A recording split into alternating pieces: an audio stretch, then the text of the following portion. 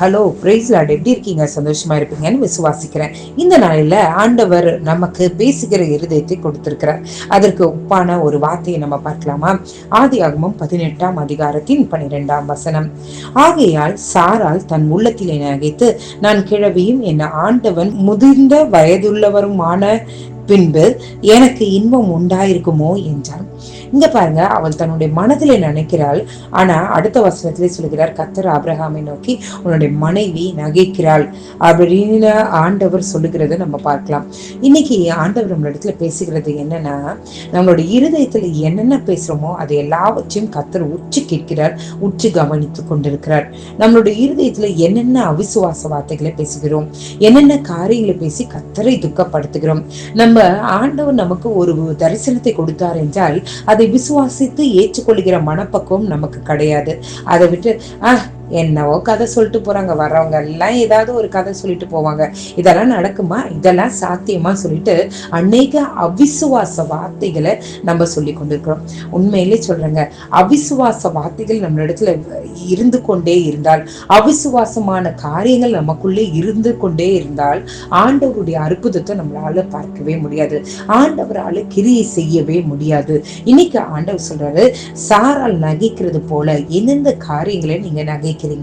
இன்னைக்கு ஆண்டவர் சொல்றாரு, அதை ஆண்டவர் வெறுக்கிறார். ஆண்டவராலே அங்கே அற்புதத்தையோ காரியங்களோ செய்யவே முடியாது. இங்கே கர்த்தர் பாருங்க, அவன் மனதில் நகைத்ததை உடனடியாக அவர் வெளிப்படுத்துகிறார். வெளிப்படுத்தினதுக்கு பின்பு கர்த்தர் சொல்கிறார், கர்த்தராலே ஆகாத காரியம் உண்டோ என்று ஆண்டவர் சொல்லுகிறத பார்க்கிறோம்.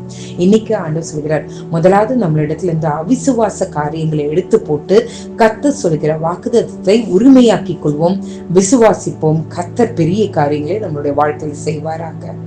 ஆண்டவர் வாக்கு பண்ணினவர், வாக்கு மாறிடார். ஜெபிப்போம், கர்த்தர் பெரிய காரியங்களை செய்வார். எங்களை நேசிக்கிற நல்ல பரமபிதாவே, அப்பா பேருக்கு லாக்கியத்தை எங்கள் தந்தையரே, உமக்கு நன்றி. சாராளை போல அநேக முறை நாங்கள் நகைக்கிறது உண்டு. சாராளை போல இதெல்லாம் சாத்தியமா? எங்களால முடியாது. நீ பெரிய ஆபீசர் ஆவன்னு சொன்னா, ஆண்டவரே நாங்க நினைக்கிறது உண்டு, எங்களுக்கு படிப்பறிவு இல்லை, எங்களுக்கு ஞானம் இல்லை, எங்களுக்கு இது குறைவு அது குறைவுன்னு சொல்லிட்டு எங்களையே நாங்கள் மட்டுப்படுத்தி கொண்டது உண்டு. ஆண்டவரே, எங்களை கொண்டு அசாதாரண காரியங்களை செய்கிறவர் நீங்கப்பா.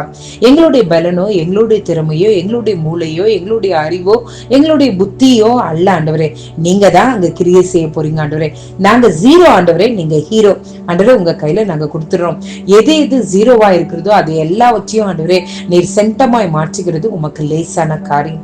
இந்த வேலையில ஆண்டவரே, எந்தெந்த வாக்குத்தத்த வசனங்களை எங்களால் புரிந்து கொள்ள முடியாமல், அங்கீகரித்து கொள்ள முடியாமல் ஆண்டவரே சூழ்நிலைகளை பார்த்து சோர்ந்து போய் உட்கார்ந்து இருக்கிறோமோ, இந்த நாளிலே சாராளுடைய சிரிப்புக்கு ஆண்டவரே ஆண்டவரே எது காரியமா இருந்ததோ அதை நீர் உண்மையிலேயே அவங்களுடைய வாழ்க்கையில நிறைவேற்றி கொடுத்தது உண்மையானால், எங்களுடைய வாழ்க்கையிலும் என்னென்ன காரியங்கள் நடக்காது, இது பழிக்காது, இதெல்லாம் ஏதோ சும்மா சொல்றாங்க, கட்டுக்கதைன்னு நினைச்சிருக்கோமோ, எங்களை நீங்க மன்னித்து அந்த வார்த்தைகளை விசுவாசிக்கவும் அது எங்களுடைய வாழ்க்கையில் நிறைவேறவும் நாங்கள் விட்டு கொடுக்க எங்களுக்கு உதவி செய்யுங்க.